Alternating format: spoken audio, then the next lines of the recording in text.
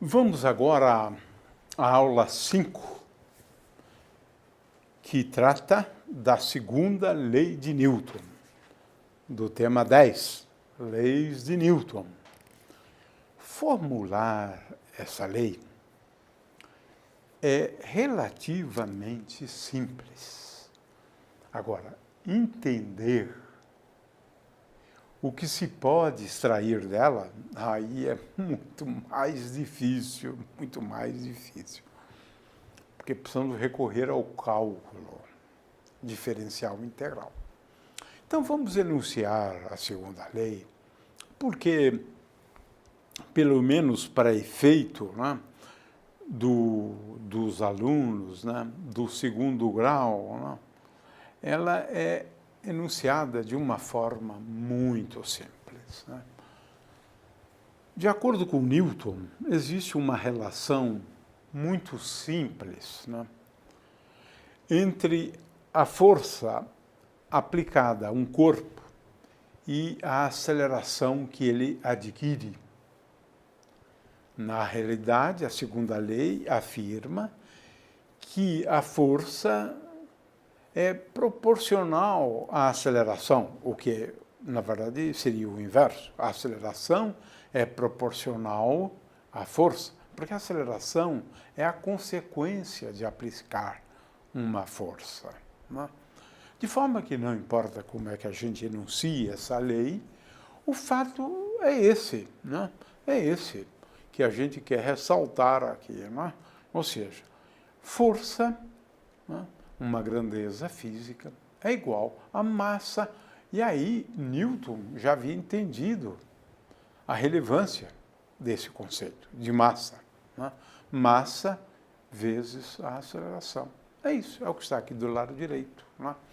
Essa é a segunda lei de Newton, que estabelece uma relação linear entre uma grandeza dinâmica, porque força é um conceito dinâmico, não tenha dúvida.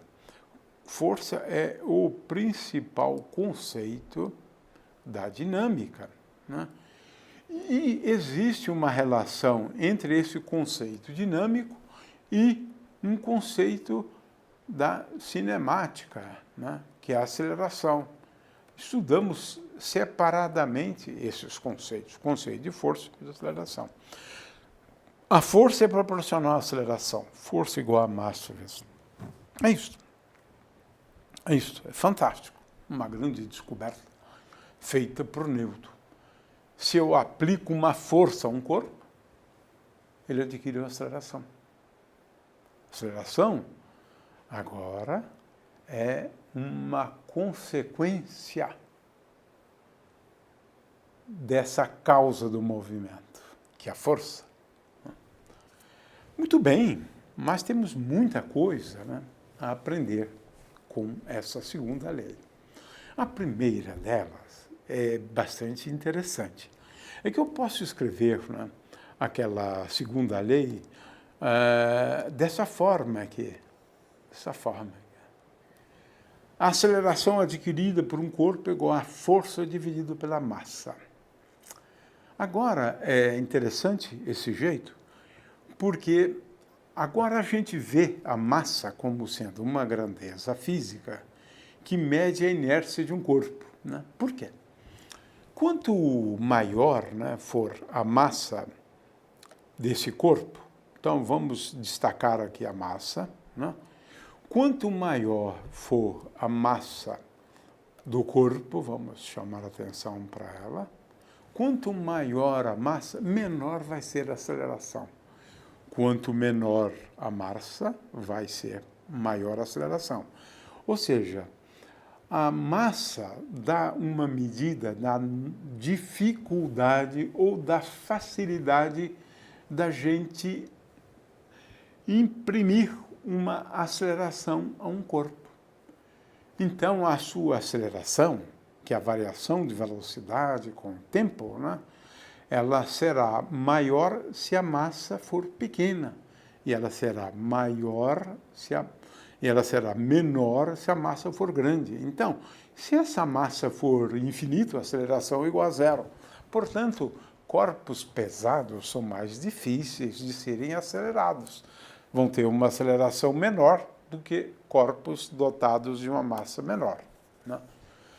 Agora, a segunda lei de Newton, por outro lado, e agora estamos começando a ter uma nova visão sobre a lei de Newton, que é a seguinte: força é igual a massa vezes a taxa instantânea de variação da velocidade.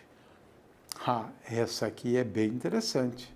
E essa aqui é mais útil. Agora estamos começando a entender, né, a utilidade da lei de Newton. Porque, em princípio, a partir da segunda lei, eu posso determinar, né, a velocidade do móvel como função do... Em princípio, não é em princípio. Porque agora tem um problema de matemática um pouco mais complicado e que os alunos do ensino médio não me entendem bem, mas o programa da lei de Newton é esse, né? Em primeiro lugar, é fundamental, né, estudar a lei de Newton ou interpretá-la em termos de componentes, né? A força tem componentes x, y, z e a aceleração também. Então, essa lei, ela tem que ser entendida, ou equação, tem que ser entendida sob a forma de, não de uma equação, mas a forma de 3 equações, né? Porque eu tenho para cada componente uma equação, né? Fx, né, igual a massa vezes a componente x da aceleração. Para y vale a mesma coisa, para z vale a mesma coisa. Então, são 3 equações, né?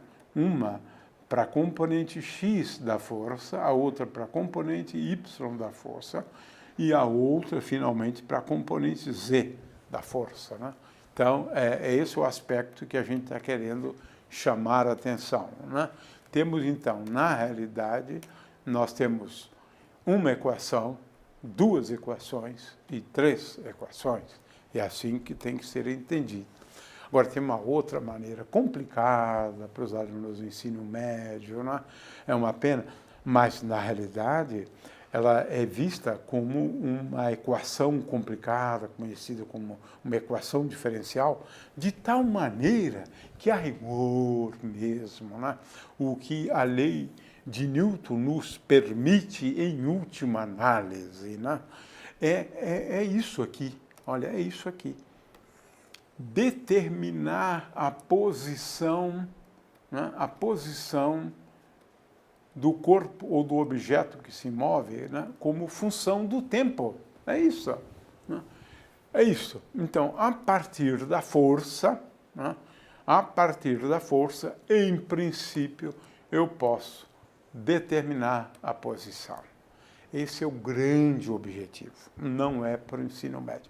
No ensino médio, a gente só lida com a lei de Newton daquela forma que vimos antes. Força igual a massa vezes aceleração. Mas, à medida que a gente avança no estudo da mecânica, da dinâmica, a gente entende que o que o Newton queria, na realidade, é determinar a posição de um objeto como função do tempo a partir da força. Esse é o grande objetivo da mecânica, né? Muito bem. A gente pode introduzir, como Newton fez, né, o momento linear, de forma que, em termos do momento linear, a lei de Newton se escreve assim: a taxa de variação instantânea do momento linear é igual à força. Às vezes, essa formulação é conveniente, né? Então, para resumir, né, aqui tem um resumo. A partir dessas 3 equações, o objetivo é o de determinar x como função do tempo, y como função do tempo e z como função de tempo. Isso é difícil, isso é complicado, envolve cálculo, coisas mais avançadas. Mas é bom que o aluno do ensino médio entenda qual é o objetivo da lei de Newton, né?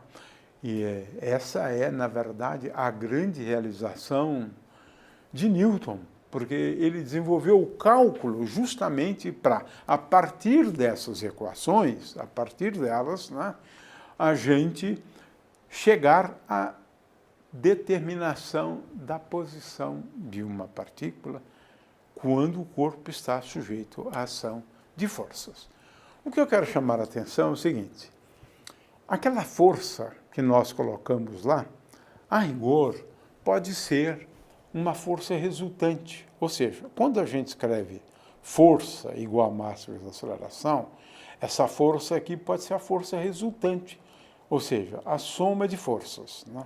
Essa é a primeira observação que eu gostaria de fazer, né? Se eu tenho N forças, eu vou somar essas forças de 1 até N, e essa força resultante é que é igual a massa vezes a aceleração do corpo. Essa é uma primeira observação que é importante, né? A segunda observação, e aí encerraríamos, né, a aula com essa observação, é a seguinte: veja, se eu tenho, né,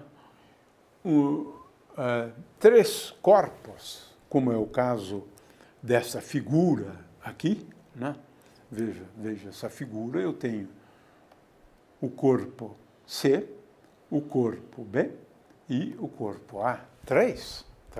Ora, o que eu devo fazer? Em primeiro lugar, eu devo, como apontado aqui, eu devo escrever uma equação, veja, eu devo escrever uma equação para o azul, veja, ali está, força, né? E se eu tiver N corpos, eu devo fazer a mesma coisa. Se eu tenho 3, eu escrevo uma equação para esse. Força, né, para o azul, né, é igual a massa vezes a aceleração, tal qual está aqui. Tal qual está aqui. Né? Tal qual está aqui. Ou seja, 3 equações para o azul. Agora, se eu tenho esse outro aqui, se eu tenho esse outro que é o corpo B, agora eu tenho que escrever as equações para o corpo B. 3 equações para o corpo B. E se eu tenho agora um corpo aqui, o C, né? Esse corpo C, que está aqui, eu agora preciso escrever as equações para esse corpo C. 3 equações. Ou seja, eu preciso considerar separadamente cada corpo e para cada um deles aplicar as leis de Newton.